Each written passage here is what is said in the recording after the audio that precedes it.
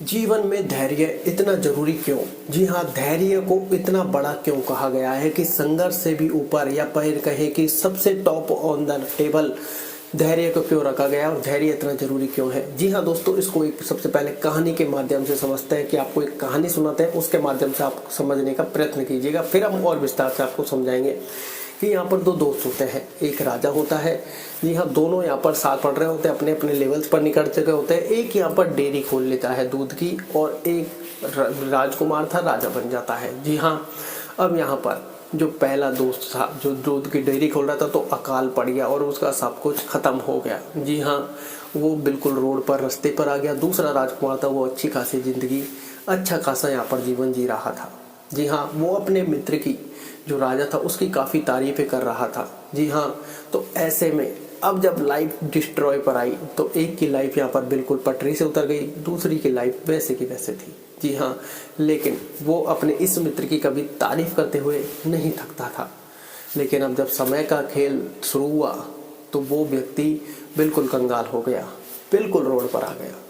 जी हाँ, तो उसकी वाइफ ने कहा कि अब हमें आपके उस मित्र से जिसकी आप तारीफ़ें करते हो उससे मदद लेनी चाहिए। अब वो हमारी मदद करेंगे इस समय ऐसे संकट की घड़ी में। तो वो व्यक्ति न चाहते हुए भी अपने मित्र के घर गया कि ठीक है, मदद लेते हैं। जब वो गया तो अपनी अपनी कंडीशन जब उसने सुनाई तो उसने कहा कि सुबह बात करते हैं, कि नेक्स्ट डे बात करते हैं 10 बजे का। उसका कोई टाइम फिक्स था कि सुबह 10 बजे बात करते हैं। तो अब वह व्यक्ति क्या कहता है, जब वो उसने अपनी सारी कंडीशन बताई, अच्छे से खाना पाना पीना, उसको एक दिन पहले खाना पीना सब कुछ करवाया गया, अच्छे से राजभोज करवाया गया। नेक्स्ट डे जब उसकी कहानी सुनी तो राजा ने कहा चिंता मत कर, मैं तेरे साथ हूँ। वो राजा उसका मित्र था। तो राजा ने अपने मंत्री से कहा कि इसको एक बकरी दे दी जाए। जी हाँ, तो वो बकरी को लेकर चला गया। अब घर जाकर उसने कहा कि एक बकरी दी है, तुम्हारा राजकुमार मित्र था। उस व्यक्ति को खुद को भी गुस्सा है, मित्र को भी गुस्सा है कि यार ये क्या था, मैंने क्या क्या सपने देखे थे, क्या क्या सोचा था और ये क्या हुआ। ठीक है, कोई बात नहीं, जितना मिला उतने में खुश। अब वो बकरी 10-15 दिन तक काम आई, उसके बाद वो बकरी मर गई।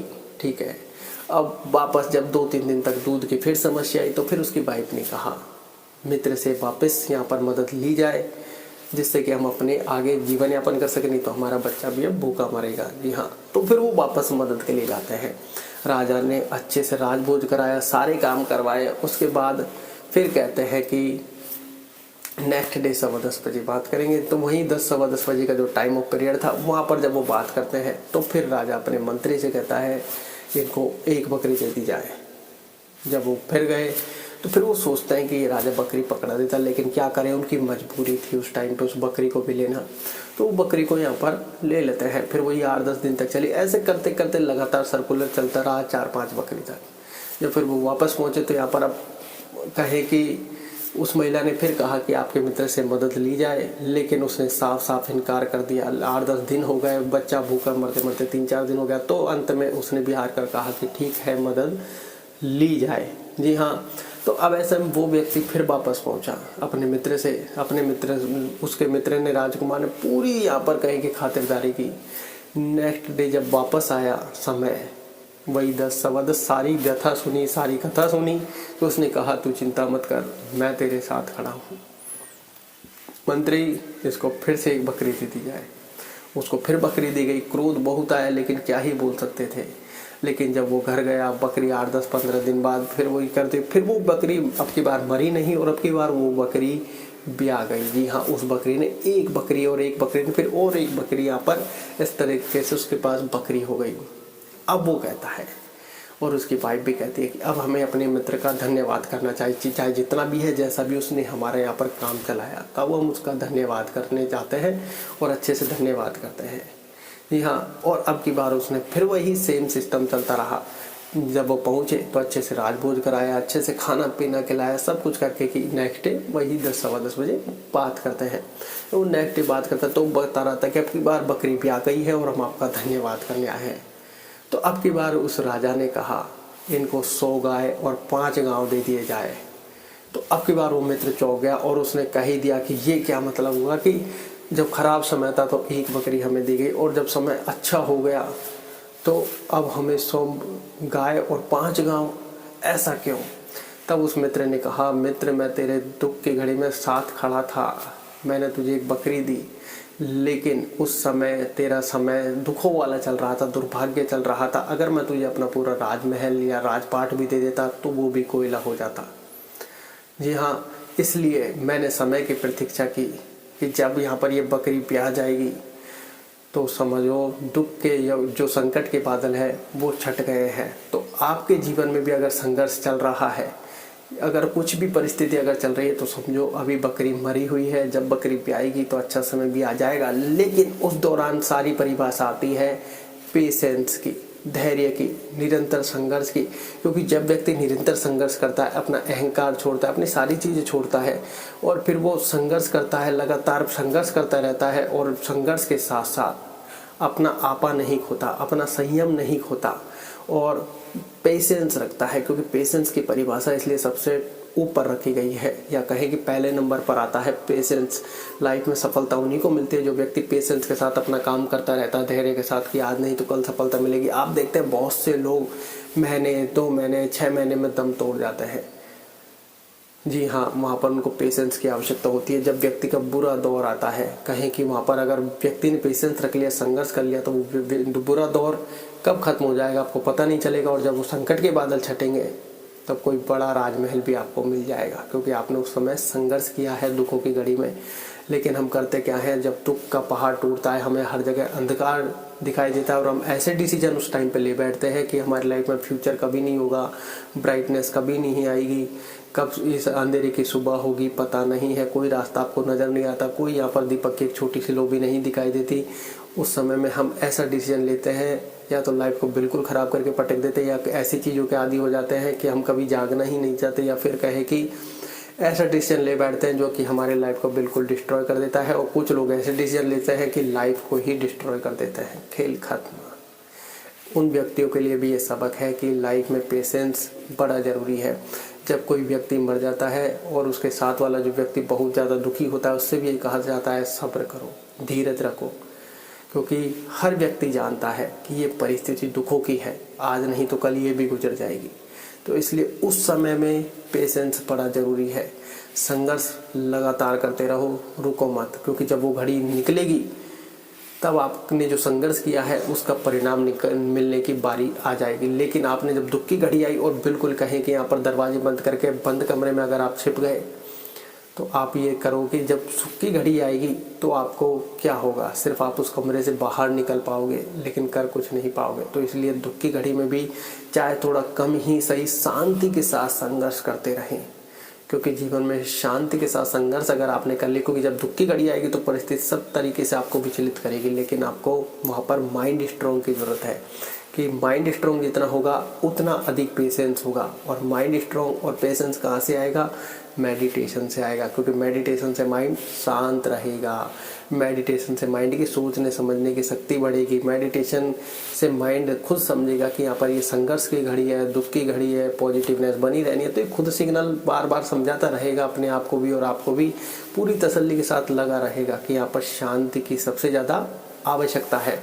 इसलिए कहते हैं मेडिटेशन करो, क्योंकि आज की लाइफ में मेडिटेशन बड़ा ज़रूरी है। जिस व्यक्ति ने मेडिटेशन कर लिया, जिस व्यक्ति का माइंड शांत रहना आ गया, तो समझो माइंड उसके वश में धीरे धीरे आ रहा है। अब उसमें सहनशीलता भी बढ़ रही है, सहन शक्ति भी बढ़ रही है, धैर्य भी बढ़ रहा है। और जब धैर्य बढ़ता है और वो व्यक्ति संघर्ष करता है, तो वो लाइफ में कितनी भी मुसीबतें हो, वो धीरे धीरे धीरे धीरे धीरे धीरे धीरे धीरे समय निकलता रहता है। लेकिन जब व्यक्ति यहाँ पर कहें कि संघर्ष का दौर आया है, अंधकार जब आया है और व्यक्ति उसी जगह रुक गया, तो ये समझो इस रात की सुबह होने में बड़ी देर लगने वाली है। जी हाँ, क्योंकि व्यक्ति यहीं पर रुक चुका है, वो प्रतीक्षा ऐसी कर रहा है कि मैं कुछ भी काम ना करूँ, ये समय टल जाएगा तब मैं आगे बढ़ूंगा। जी नहीं, आपको आगे बढ़ना है। समय जब टलेगा टल जाएगा, और आप जैसे ही समय टलेगा, जैसे ही यहाँ पर कहें कि आपका उजाला होगा, तो आपका सीधा भाग्य उदय होगा। जी हाँ, फिर संघर्ष के सारे बादल भी हट जाएंगे, अंधकार भी हट जाएगा और आपका सूर्य उदय हो जाएगा। लेकिन जो व्यक्ति यहाँ के यहीं पर रुक गए हैं, उनके शायद बादल तो छट जाए, अंधकार भी हट जाए, लेकिन फिर वो व्यक्ति रास्ते ढूंढेंगे कि अब हमें संघर्ष करना है। अरे आपने बुरा दौर चल रहा था, उस समय अगर संघर्ष करते पेशेंस के साथ, तो जब ये उजाला जो हुआ है ये आपका सूर्योदय करने वाला था। यहाँ तो इस चीज़ को समझिए कि आप अगर रुक गए तो रुकना तो किसी कंडीशन में ही नहीं है। अगर आपकी परिस्थिति अलाउ नहीं कर रही है तो रुकिए मत, चलते रहिए। भागने का प्रयत्न ना करें, रुकने का प्रयत्न ना करें, सिर्फ चलने का प्रयत्न करें। चलते रहोगे तो उतनी ही आप नेगेटिविटी से बचोगे, उतने ही संघर्ष में आपको मजा आएगा, उतना ही आपका धैर्य बढ़ता जाएगा। फ्यूचर में जिन चीज़ों की आवश्यकता होती है प्रकृति वो चीज़ आपको जरूर देती है। अगर आप में धैर्य की कमी है, सहन शक्ति कम है, तो जो प्रकृति है आपसे उसी की परिभाषा पूछनी आएगी जो चीज़ आप नहीं जानते। ये बात आप ध्यान रखें। जब संघर्ष का दौर आएगा, आप में धैर्य की कमी है, तो ये समझो सफलता थोड़ी लेट मिलने वाली है, या फिर कहें कि सफलता में समय लगेगा। जब हमारे अंदर पेशेंस आ जाएगा, धैर्य आ जाएगा, सफलता अपने पास भी आ जाएगी। बड़े बड़े बिजनेसमैन हैं, ये इतने बड़े बड़े बिजनेसमैन कैसे बने? पेशेंस से बने। संघर्ष हर व्यक्ति कर सकता है और संघर्ष हर व्यक्ति करता भी है, लेकिन कोई 1 महीने, कोई 6 महीने, कोई 1 साल। और बड़े बड़े लोग जो बने हैं वो निरंतर संघर्ष करते रहते हैं, निरंतर प्रयास करते रहते हैं और अपना धैर्य पूरी तरीके से अपनी मुट्ठी में रखते हैं और वो बड़े से बड़े बिजनेसमैन बन जाते हैं। जी हाँ, तो इसलिए लाइफ में यहाँ पर पेशेंस का सबसे बड़ा रोल है। संघर्ष करते रहो, रुको मत। जो व्यक्ति रुक गया फिर वो रुका रह जाता है, फिर वो यहाँ पर अपना स्टेप लेने में बड़ा सोचता है, बड़ा घबराता है। लेकिन जो व्यक्ति चलता रहता है, मुसीबतें आ रही चलता जा रहा है, तो समझो बड़े से बड़ा तूफान भी अब उसका कुछ नहीं बिगाड़ सकता। तो लाइफ में इसलिए पेशेंस सबसे ज़्यादा ज़रूरी है। और पेशेंस आएगा आपके माइंड स्ट्रॉन्ग से, और माइंड स्ट्रॉन्ग और पेशेंस कहाँ से आएंगे, कैसे होंगे दोनों पॉसिबल? मेडिटेशन से। इसलिए कहते हैं लाइफ में मेडिटेशन ज़रूरी है, तो मेडिटेशन ज़रूर करो। जी हाँ, अगर आपको लग रहा है कि यहाँ पर कहें कि किसी भी चीज़ की अगर आपको परिस्थिति नहीं करने दे रही है, कुछ भी नहीं करने दे रही है, तो आप उस समय मेडिटेशन करने बैठ जाओ। मेडिटेशन से होगा कि परिस्थिति जितनी भी आपके ऊपर हावी हो रही है वो आपके माइंड के ऊपर हावी हो रही है।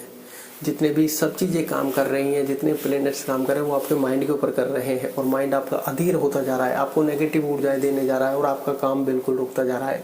और इधर से आपने मेडिटेशन चालू कर दिया, उधर से परिस्थिति थप्पड़ मार रही है, इधर से मेडिटेशन मलहम लगा रहा है। इतना काम होने लग जाएगा। जब मेडिटेशन का दौर बढ़ता जाएगा तो जब परिस्थिति के उधर ही मलहम पहुंच जाएगा कि आपके इधर से थप्पड़ पड़ रहे हैं, तो इधर यहाँ पर मेडिटेशन पहुंच गया, तो साथ को यहीं रोकने लग जाएगा, क्योंकि मेडिटेशन ने आपके माइंड को शांत कर दिया है। अब ये ना आपको क्रोध दिला रहा है, ना नेगेटिव एनर्जी होने दे रहा है। माइंड को ये ओपन कर रहा है, रिलैक्स कर रहा है, शांत कर रहा है, उसको हल्का कर रहा है, जिससे आप अच्छे से सोच समझ सकें, विचार कर सकें, अपना संघर्ष कर सकें, पेशेंस कर सकें, रास्ते में चलते रहें, अपना स्टेप ले सकें, सारे काम करते रहें। तो ये माइंड को कूल रखेगा, शांत रखेगा, और आप अच्छी तरीके से सोच समझ पाएंगे और अच्छे तरीके से यहाँ पर धैर्य के साथ संघर्ष कर पाएंगे। इसलिए कहते हैं लाइफ में माइंड स्ट्रांग होना बड़ा ज़रूरी है, धैर्य होना बड़ा ज़रूरी है, और इन दोनों के लिए मेडिटेशन बड़ा ज़रूरी है। तो लाइफ में मेडिटेशन आपको ज़रूर करना है।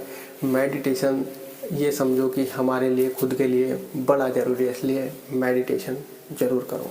धन्यवाद।